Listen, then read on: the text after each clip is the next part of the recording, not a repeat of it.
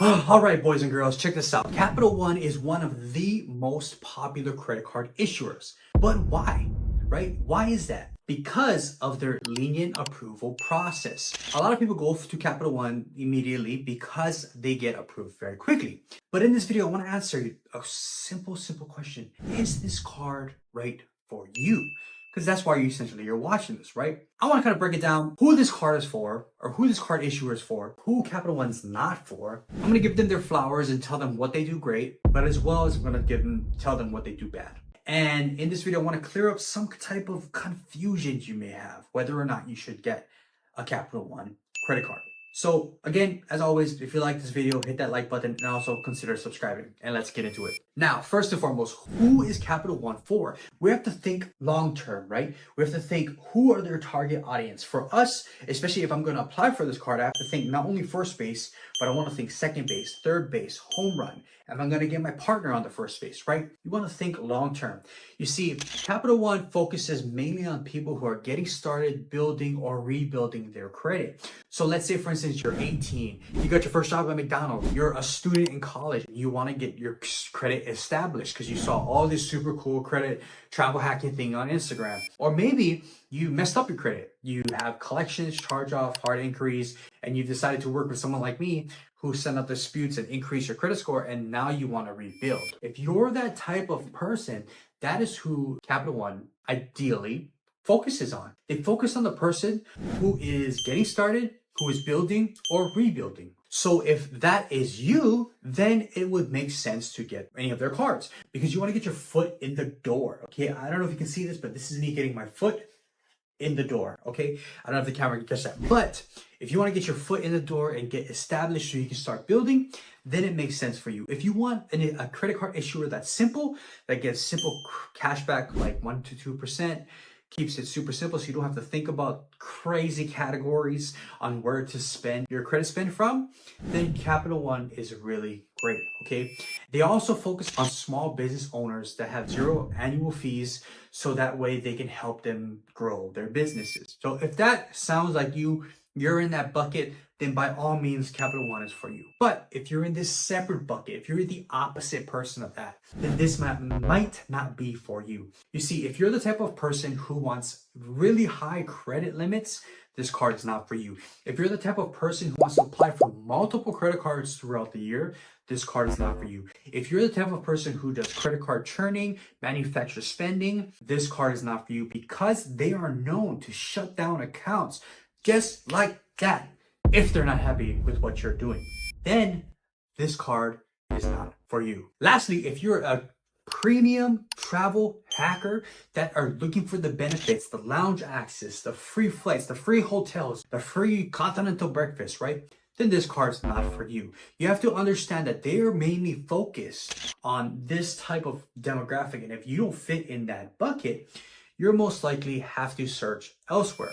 Now, there are a couple of things that they do very well. You know, the last one is kind of my favorite. First and foremost, they have growing lounge access for a lot of their Venture X users. You know, they're trying to compete with AMX on their Centurion lounges. So they're really opening up that playing field for their users. They offer very simple cashback offers such as the flat 1.5% cashback on everything for the Quick Silver card, 3% on dining and groceries for Saver One without needing to track any spend, right? No foreign transaction fees for a majority of travelers, but most importantly, they have easy approval processes for people who are getting started. So they'll approve you very easily, regardless if your credit score is low or not. I've seen people get in the low 500s and still get approved for a Capital One card. Now, what they don't do very well is they don't cater to the premium credit card market, right? You don't really have the top tier credit card benefits from Capital One. They have their Venture X card, which is like their only top tier card. Personally, I would rather play in another playing field regardless. But they don't really have the best travel credit cards. They'll randomly shut down accounts. See, a lot of people who get in the credit card game, they're either manufacturer spending or they're churning credit cards, which means they're just opening cards, closing cards, opening cards, closing cards, so that they could accumulate the points, the benefits, and use it for a whole year and then get rid of it. That's what credit card churning churners basically do. If they sense that that's what you're doing and you're gaming the system, they'll shut you down real quick. And here's the thing too, because of the type of demographic that they're focusing on, which are people who are starting, building, or rebuilding, they're not really known to give you high credit limits. If anything, they'll give you a lot lower credit limits because they know you're not that responsible. Lastly, they will pull all 3 of your credit bureaus. Okay, they're gonna put in hard inquiry on all 3 credit bureaus: TransUnion, Equifax, and Experian. And you're probably wondering, okay, why is that a big deal? Because whenever you apply for credit, you get something called a hard inquiry. The hard inquiry will drop your score slightly, but it is part of the game. Now, let's say, for instance, you apply for Chase, right? And they pull Experian. You have 1 hard inquiry on Experian, 0 on TransUnion and Equifax, right? And then you apply for Apple and they pull TransUnion, right? Now you have 1 hard inquiry on TransUnion, 1 hard inquiry on Experian. Now that's 2 hard inquiries, and you got approved for 2 credit cards, and that is 2 credit lines. But if you apply for 1 Capital One credit card, they'll pull a hard inquiry on each one of your credit reports, dropping it by a couple points on all 3. They probably going to report to all 3 as well. If you're getting started, that's a great thing. But if you're an established credit card user, you don't want those hard inquiries on all 3 of your reports, right? You just want it on 1.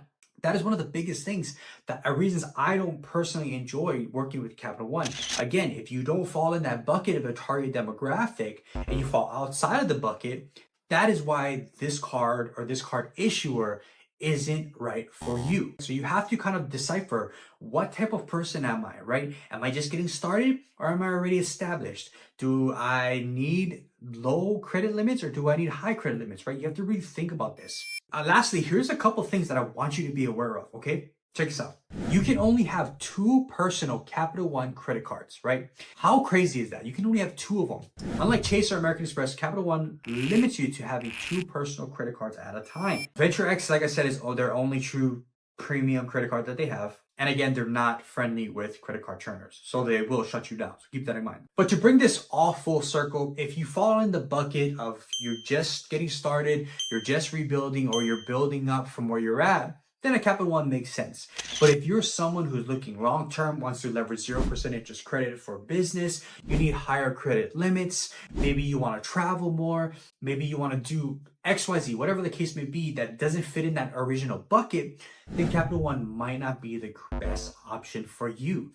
I would look elsewhere, such as the bigger players, Bank of America, Chase, American Express, all those other guys, because you'll get more benefits opposed to if you were just starting out. A lot of my credit repair clients, they'll get offers in the mail for Capital One as soon as their score starts creeping up, because they're seeing like, oh, they're trying to rebuild, let's help them out. So in that case, sure, that makes sense to get. But I hope this video cleared up any questions you may have. If you have a Capital One credit card, dude, share your experience down in the comments below. We're all here to learn. If you guys like this video, hit that like button and also consider subscribing. I'll see you guys in the next video. Peace.